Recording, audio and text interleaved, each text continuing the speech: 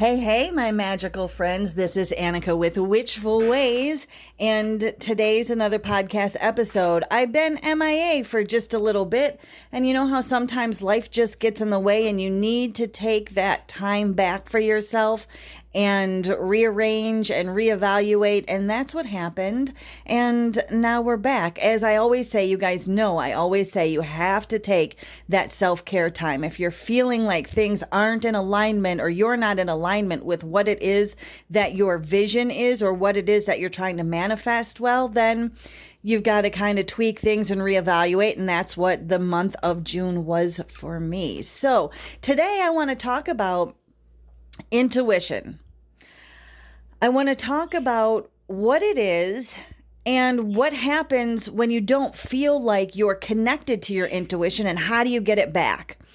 So that's a lot of information to go over in our short 15-minute or less podcast episode times, right? So let's talk about it.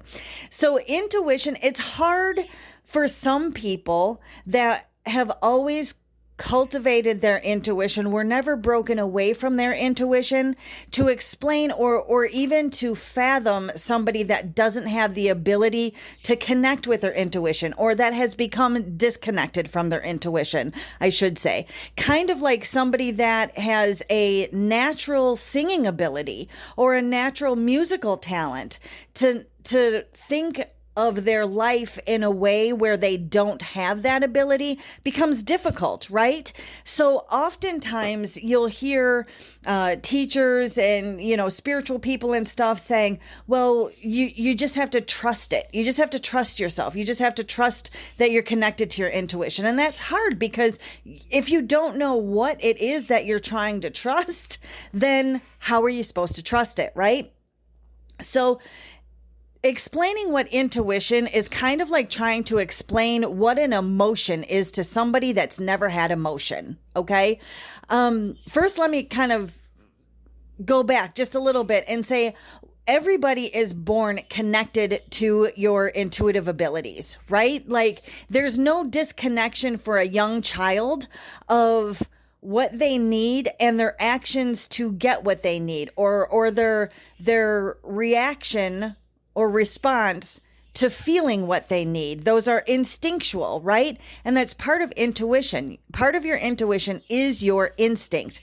That fight or flight situations that you've been in, that's instinct, also tied in with your intuition. There you have a gut feeling, right? So the best way I can explain it is that gut feeling of knowing that somebody is not in the best intention for you, or that making a certain decision or choice is going to lead down a path that either you do or do not want, right? So that is trusting intuition. Maybe, you have this idea on the ride home from work that you shouldn't take your normal way. You should go a different way. And you trust that. That's your intuition, instead of just kind of like poo-pooing it away and going, and no, that's like crazy. It's, saves me 10 minutes to go my normal way. And you go your normal way, realize that you're stuck for an hour and a half because there's an accident on the freeway or something. I don't know. But something like that. So again, going back to when you're a baby, when you're a young child, you respond to your emotions, right? Like you need something, you want something, you're emotionally, become charged with something and you respond to it, such as temper tantrums, right? Like, or if you get hurt, you instinctively cry and or scream, right? Whether that is hurt physically or whether that is hurt emotionally, either way. So that's part of your instinct. That's part of your intuition. They're both tied together. So that's the best way that I can explain intuition. It's a feeling that you feel just as you feel an emotion. Okay, it's there. We all have it. We're all born with it. Some of us become disconnected from it because we are told not to trust our instincts, not to trust our intuition. When Aunt Sally comes over for, Christmas dinner and you don't really like Aunt Sally, she gives you kind of this creepy vibe, but your mom pushes you and says, oh, go give Aunt Sally a hug. And you do. That's overriding your intuition. There's a reason that you have this energetic repulsion, for lack of better terms, to Aunt Sally, but you have just overridden that intuitive response or feeling. And that's what happens throughout our building lifetime, right? So then you get to a point where you feel completely disconnected from your intuition. Like, I don't have it. It's just not there. And it is there. It's just that you have stomped it down, right? Just as there's no monsters in, the closet. You don't have to worry about that, right? Like, adults tell you that. So you begin to believe there's no monsters in the closet or under the bed. There's no fairies in the forest. Right? Like, you begin to override your own intuitive, natural instincts of what you know as a child.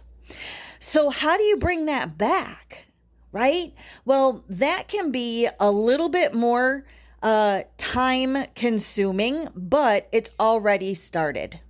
Once you recognize and acknowledge that you've lost connection with your intuition, your subconscious self, your higher self, immediately goes, aha, and starts the process to reconnect you, to open your intuition back up to you.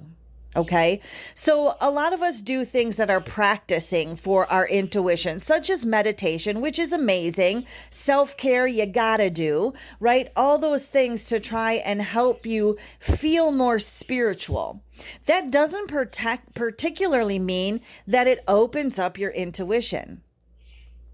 I'm going to tell you that what I tell the majority of the people in my membership and my students is that if you want to connect with your intuition, the first thing is to recognize that you lack in your intuitive connection. You don't lack intuition. It's there. You're just no longer connected to it. You're not consciously aware of what's going on in your intuitive body. Okay? So you need to remove that damper that's been put on it through just life and living. Hindsight is 2020. We've all heard it, right? Hindsight is 2020. So when you look back at a situation and you go, I should have seen the signs. That's your intuition. So the first thing is to recognize that you have a disconnect, because then you begin to automatically work to reconnect it on a subconscious level. Then I want you to use the hindsight as 2020 and start to review past events in your life that you realize, I should have saw that coming. I didn't see the signs. Right? Because that was your intuition trying to tell you something. And as you begin to do that, and this is going to take time. It's not going to be like, I can do this for a week and all of a sudden my intuition is full force and I'm completely connected again. It's going to take time, because as you begin to view the past and you recognize those signs that were there that you didn't see as signs in the moment, then it starts to translate into looking for signs in the moment, in the moment that you are, right? And that is, one, asking for the signs, and two, acknowledging and recognizing that they're signs and not just coincidences. And as you start again to review it from the hindsight perspective, and you begin to see how the signs appeared to you, you'll begin to understand how universe connects with you, or how your intuition or your higher self, however you look at it, connects to you. And you begin then to see those signs in the here and now, in the moment. When you're in a situation, when you're making decisions, whatever it is, you can be open and aware that signs are all around you and you can perceive, acknowledge, and receive them. Okay? So that is the kind of two-step that I feel makes opening up the intuition a little bit easier and not so pass-fail, right? It's not like, yes, it worked or no, it didn't, because we all know that we've been in situations where we go, that blindsided me, but after a little bit of looking back at it, you go, yeah, I should have saw that coming and I just didn't. Right? We all have those moments. It's almost to a point of your intuition is going to always be talking to you. It's always talking to you, right? In those moments of high stress, like, for lack of better terms, like those serious moments in life, right? Your intuition is always talking to you, but sometimes you just don't hear it. But here's the thing. It's going to continue to talk to you louder and louder during those times. For example, if you're walking past a building or a house and you see that one room is on fire and there's somebody that is sitting in another room that maybe has headphones on or they got music playing loud or something, you're going to walk up to that house and you're going to bang on the windows. You're going to yell. You're going to continue to do things that make yourself louder and louder until that person recognizes you, acknowledges you, gets your message, and takes action on it. And that's what your intuition is going to do. So what you need to do is go back and look at, how did my intuition speak to me in the past that I completely ignored? Because that's going to allow you to tune into it with a little bit more finesse, how your intuition connects with you on a day-to-day basis. Becoming aware of your intuition is only useful if you're willing to use that information and change how you're acting in your day-to-day life. Otherwise, what's the point of having intuition at all, really, right? So if you want to go deeper and get full access to your intuitive capabilities, you have to start listening to your intuition and you have to act upon what it's telling you. At that level, you're likely still getting almost entirely, what I want to say to be not in a bad way, but negative intuition. And that's okay. So it's telling you things that you have to steer clear of, right? Instead of bringing you to, it's being corrective for you rather than giving you the information in the beginning. Hopefully that makes sense. So when you come into a place and you go, yeah, this dark alley probably isn't the best to walk down, right? And you go the other way, that is a negative intuition. That is your intuition bringing you something that's telling you to stay safe, to stay out of a negative situation. Okay. So when you want to get to that point, eventually you'll start getting small glimpses of positive intuition as well.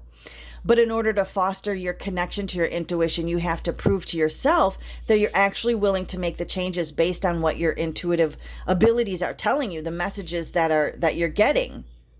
And that is what people mean when they tell you to trust your intuition. You're trusting that what is telling you, what your intuition, what you're getting is telling you is accurate enough for you to act upon. And that solidifies universe, guides, law, whatever it is, again, that you bring it back to, that solidifies to them like, okay, they're listening, right? Like she or he has got it. Like we're able to guide now. Right? And then for the final phase of developing a connection with your intuition, responding to and acting on negative intuitive becomes second nature to you.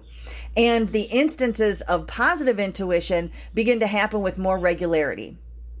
So positive intuition, again, is any kind of gut feeling or intuitive knowledge that is telling you that something is right for you. It can feel like a yes in your body. It can feel like being drawn towards a person or a situation. It can feel like coming home or suddenly getting a sense of comfort or rightness or like, yes, this is home, right? This is the feeling when you meet someone and you know immediately that that person's going to be your best friend, right? That's the feeling. When you walk into the job interview and you just know that the job is perfect for you. Picking up a book at the bookstore because it just felt right and buying it only to find out that it contained the exact words that you needed at that particular time in your life. Those are all positive, intuitive messages that come through. So now you've got the balance, right? So when you begin to develop that ability to reach your intuition consciously then, so rather than waiting for it to tell you something, you'll be able to reach out to it with questions and get a read on a person or a situation. So you'll have strong enough connection in your intuition that you'll know exactly what it feels like and where in your mind and body that you need to put your attention to hear it and get the information that you need. And again, it's all going to happen naturally. It's just a natural extension of simply learning to notice when you've been ignoring your intuition. So that's why we got to look hindsight first. There's no crazy steps that you need to take. You don't need to go out of your way to do a bunch of exercises. You don't need to meditate for hours. You just need to learn to notice. I hope that helped. If you want to dive deeper into it, of course, if you want to work with me personally, go ahead and check out my Sister Circle membership. Otherwise, I do have a course as well called discover your intuition that dives in even a little bit deeper. But this is the basics that I tell all students and or members to begin to open up to the intuition when you feel like you're completely disconnected and you're like, I just don't have it. Like, I don't understand why this stuff is happening to me. Why is my intuitive ability not telling me to avoid this? That's where you start.